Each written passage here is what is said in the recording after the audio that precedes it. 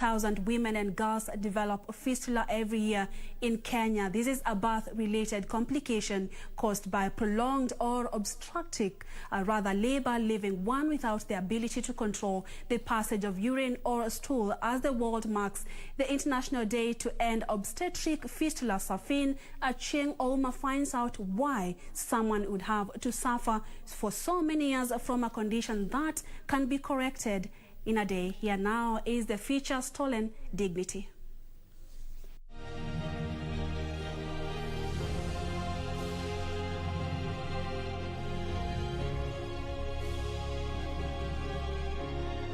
According to the World Health Organization, 2 million young women live with untreated obstetric fistula in Sub-Saharan Africa and Asia. Experts say that about 90% of fistula cases are treatable. I wanted to find out why someone would suffer so much for years from a condition that can be corrected in a day. My quest takes me to the Kenyatta National Hospital. I'm here to speak to a man who has been performing fistula surgeries for more than a decade, one among the few in the country. I go in with an aim to close that fistula and close it well enough that it heals and that makes the woman continent.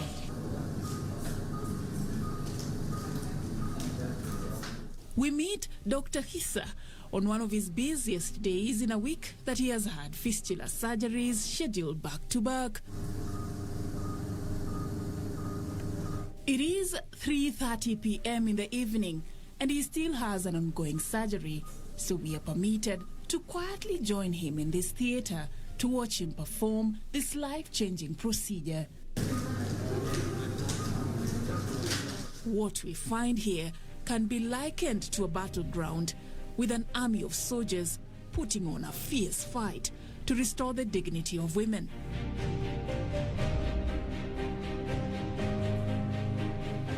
It's not a battle for the faint-hearted, and I had to keep my distance.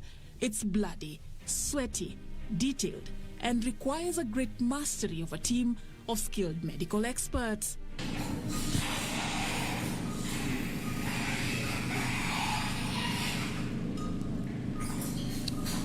I am inside the main theatre at the Kenyatta National Hospital, witnessing a fistula corrective surgery that is currently ongoing. We have been here for more than an hour. For many, this might appear like an ordinary surgery, but for patients who have battled with fistula in the society, this is actually what they need to get a new lease of life, to gain back their stolen dignity, to end the stigma, the shame, and the solitude of suffering from fistula. With a lack of information around the availability and success rate of fistula treatment, I wanted to find out how effective it is. And the surgery that we performed is mainly to restore the continence of either stool or urine for this woman, and with the hope that it's going to restore her dignity. Dr. Hissa, however, acknowledges that the number of fistula patients who can access such treatment is still a drop in the ocean. On average, 1,000 new women developing with fistula in Kenya, and we're only able to help up to about 30% per year. It costs between 30,000 to 100,000 Kenyan shillings to get a skilled fistula corrective surgery, a cost many patients cannot afford. It's treatable, but people suffer even for 60 years, 50 years a woman has been suffering from this condition. The worst thing that can happen, women get mentally depressed, and since they have no access to information that such a service is available, they kind of seclude themselves quietly.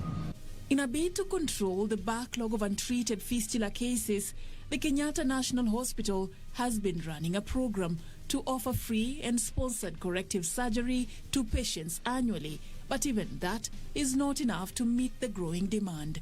We couldn't have gone nationally to mobilize women who have fistula to come forth because of the pandemic. Otherwise, this would be a big crowd. Curious to understand the struggles fistula patients go through dealing with the condition and the experience in seeking treatment, I visit Dandora Estate in Nairobi. Here we meet Victoria Wanjiru, a survivor of rectovaginal fistula. She is 23 years old and says getting pregnant at 19 years made her go through the worst experience of her life. And before I knew it, kuna organs zilikuwa zinaanza kutoka nje. So hizi organs ilikuwa the bladder, the uterus and the cervix. So hapo na hapo I could not control my bowel movements, nikapata incontinence of urine and stool, and that was the beginning of everything. As a first-time mum, young and inexperienced, nursing such intimate physical wounds was just too much, and the stigma was real. Nili withdraw kabisa from the crowd and all, because unakanga tu najiambia nanuka. She knew she needed help urgently, but that too was not easy to find, prolonging her agony. Daktari kukuja saa 9 jioni, nurses walini-examine na wakanieka akifika nione wa kwanza. Kufika tu hivi hata hakutaka kuniangalia mara mbili. Aliniambia he cannot examine me. Na akasema next. It was until she visited the Kenyatta National Hospital that she was diagnosed with fistula. Her case was severe and she had to undergo a series of corrective surgeries to fix her complication. Surgeries, she says, put her at risk of losing her ability to ever have another child.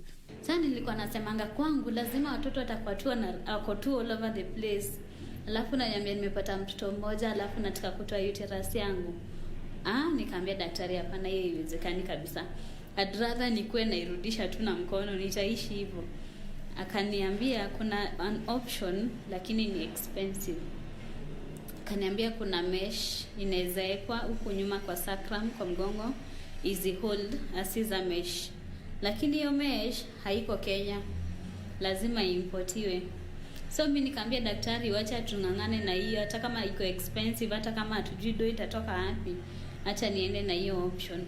After spending several months in and out of hospital, she was finally reunited with her baby and began her long journey to recovery. Today we know about Victoria because she came out to speak about her condition and sought help. But according to Sharon Korir, a fistula advocate and founder of Save a Woman Fistula Foundation, there are thousands of fistula patients who continue to suffer in silence. The statistics range 30,000 to 300,000. Many women, who probably are looking with nowhere to talk to, no hope, what to do, nothing. As a survivor of fistula, she knows too well where the shoe pinches. I'm a typical sanguine. I love people. I love to talk.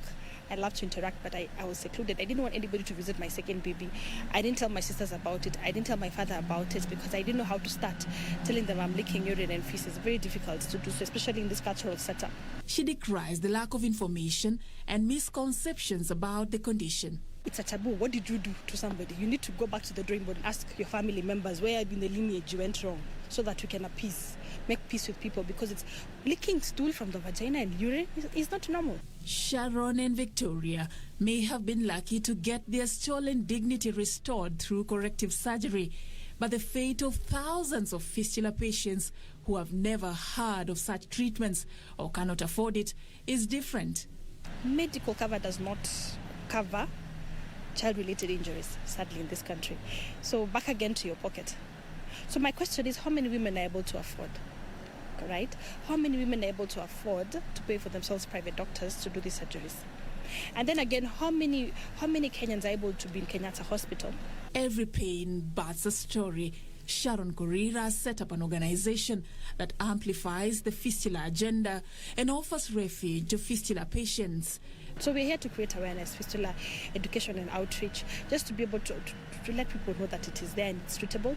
And then again, after these women go through counseling, through mental healing, we help them again after the surgeries and the mental healing to go back where?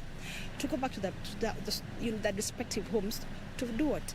To get reintegrated, to get acceptance without discrimination. Victoria, on the other hand, has joined in the fight against teenage pregnancy, a menace she says is common in the informal settlements, maintaining that no girl deserves to relive her harrowing experience.